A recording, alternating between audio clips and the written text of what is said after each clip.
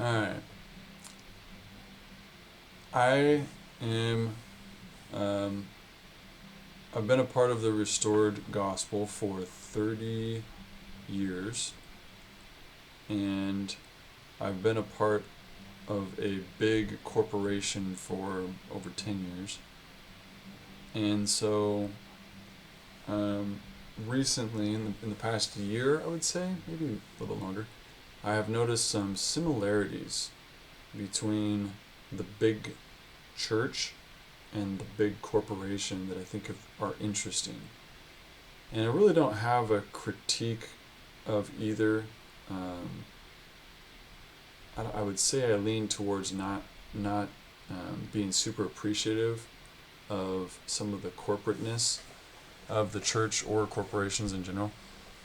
But I don't really have any good suggestions. And so this isn't really a critique. This is more of an observation for people to understand how the church works a little bit better and maybe a little bit of why. So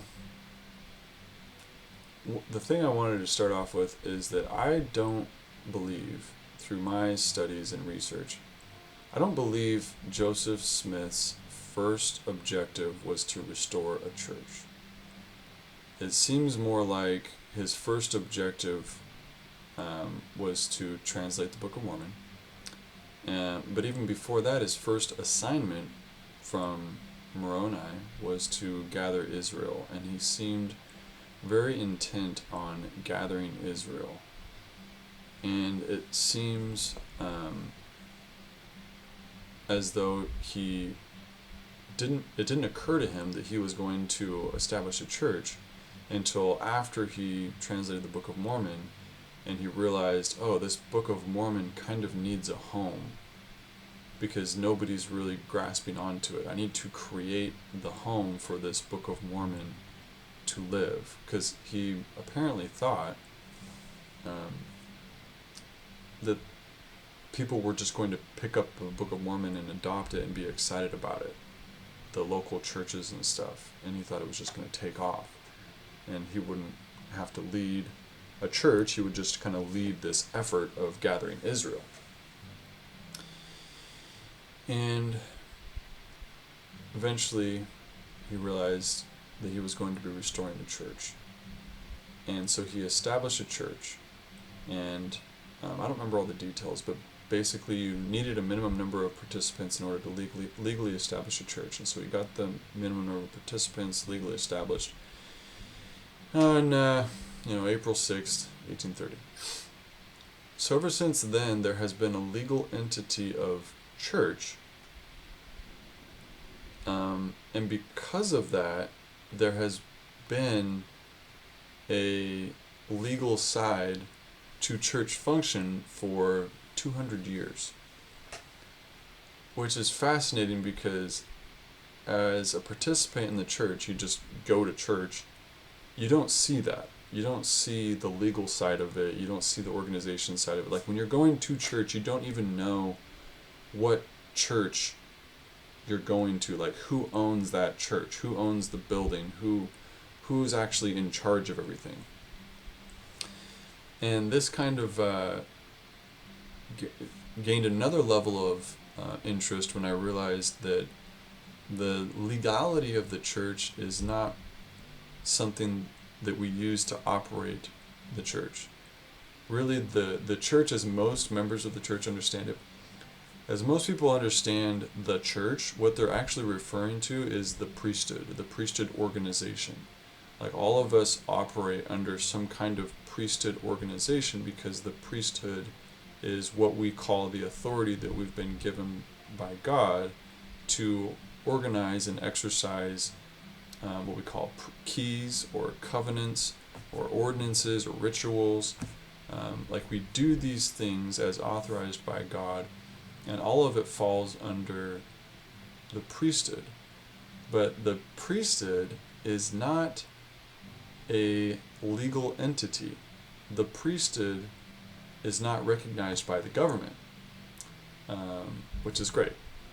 But the country and countries require a church to be the entity by which these things are all organized. So there's a church out there, there's a legal entity out there, and there is a keeper of the church, trustee, I guess. And this trustee it's constantly kind of morphing and moving and shaping on who owns what and where. And like, it used to be that the headquarters church owned the buildings, and then I guess at some point they decided the stakes would start owning the buildings, so they transferred ownership. And then the president of the church is the trustee, except there's actually multiple organizations that have that name, and the president isn't in charge of all of them, or isn't the trustee for all of them, which is why I don't like using the word president when referring to the prophet. The prophet makes more sense because he's the prophet under priesthood keys, and I don't really care who the president is under the church. So in theory, the church could actually be dissolved, and not much would change. The hardest thing about the church being dissolved would be if the properties were all dissolved and we didn't have anywhere to meet. But we've been there before, that's not that big a deal. But if the church was dissolved, the priesthood would still function. So, it's so fascinating. So if I'm a part of another church, I go to this other church as well, this little community church, and if I'm a pastor at a community church, which I'm not, but if I was, and that church were to get dissolved, I would have zero authority in the church or outside of the church. Like, I would have no authority to do anything anywhere. I might still be a licensed minister, which gives me authority to try to do something somewhere, but nobody would be seeking out my authority, because my authority is just a certificate. It's not actually effectuating any kind of salvific work. So in the restored church, if the church was actually dissolved, if the prophet stood up and said, the church as an organization has whatever, come into some legal issues, it's being disbanded. I don't know that would actually mean anything for the priesthood, or even the function of the church. Like, the priesthood would still exist. I would still be an elder in the church. My office would still be valid.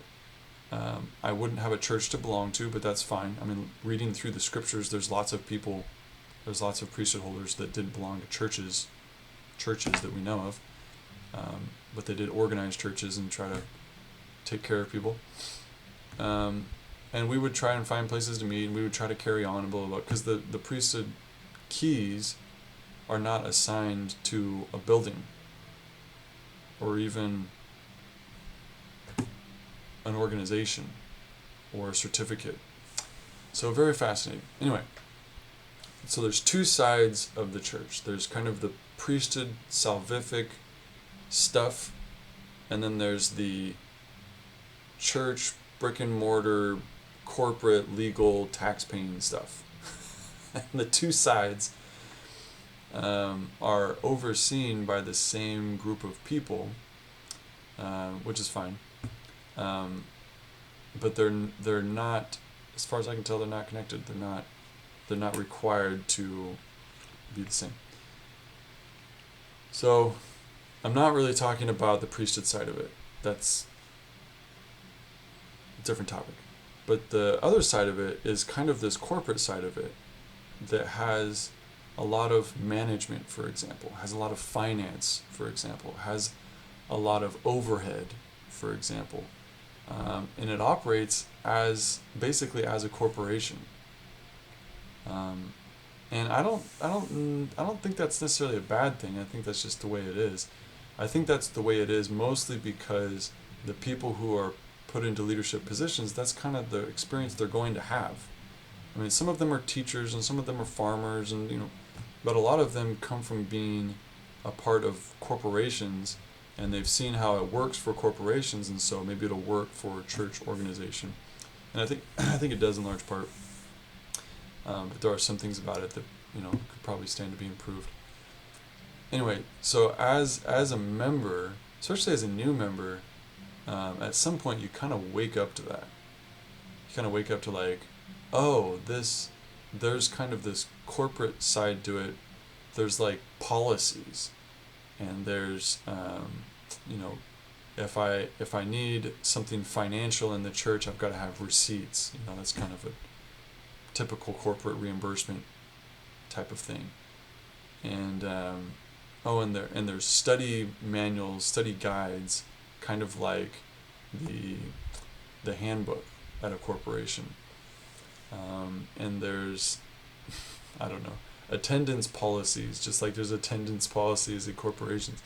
So there's this side of it that is kind of very black and white, and doesn't feel real great. I'm not a big fan of it, but you got to have something, right? You got to have something to stay organized. The church needs to be organized. If it was chaotic, it would not be the way of God. And so people who come into the church seem to eventually wake up to that, and it's really interesting, because I think new members should sit down and talk to somebody about it and be like, hey, I'm seeing this, like, can you please explain this to me a little bit more? Because it is fascinating to see how God operates in his church and through his church. But it's also interesting that it's not like a big part of restored truth. It's just kind of a byproduct of restored truth. For example, the church owns, I don't know how many thousands of acres of farmland and cattle ranches, and they own production plants. They make food sources and clothing and all this stuff. They have, like, the church owns businesses. The church owns lots of businesses. And they hire, typically members of the church, to go and run those businesses. And then the profits of the businesses get folded into the non-profit, which is the church. And then the church can use that as basically saying, we made an investment in buying this business. That investment had returns, and we're going to use the returns of that investment in these different ways. And the church has done really well with that. I mean, the church is, as an organization, as a legal organization, the church has been bankrupt a few times, or maybe close to bankrupt. I don't actually know. But we have not been very well off in the past. And in recent years, many decades, we've been doing much better. And now the church has literally more money than it knows what to do with. Like, the church has a lot of money, which is great. Because the church is now able to take care of a lot of people and a lot of things and do different stuff. And most of that wealth, and I hope it's a lot more wealth in the future, comes from the corporate and investment acumen of the people that are able to help with those decisions. So it's again, there's a corporate side to the church that is very interesting.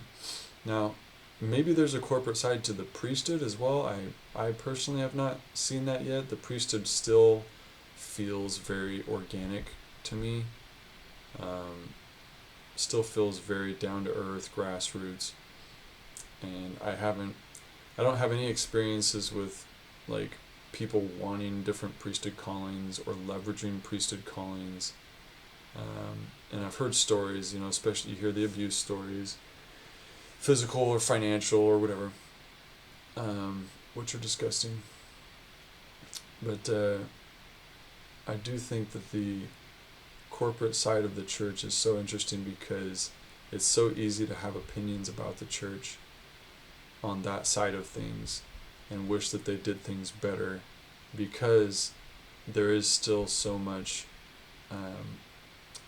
improvement made on a regular basis. Like, we try things and then we adjust and we cancel something and we start something up, and that corporate organization side of it still feels very clumsy, because it still has holes and we're still trying to figure it out. Luckily, the priesthood side of it seems to be pretty dialed in. That hasn't changed very much in a long time. And I have other topics that come from this, well, it doesn't matter. But yeah, so if you're not familiar with that side of things, I suggest you sit down and talk to somebody, because it is super fascinating, very cool, and I'm glad that the church is good about that kind of stuff. And we're not failing as an organization or failing as a corporation.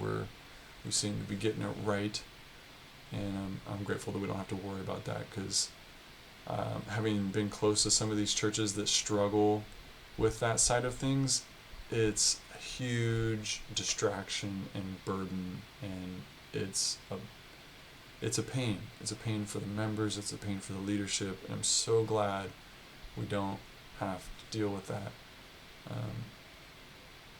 Not that there aren't, residual blessings that come from that either.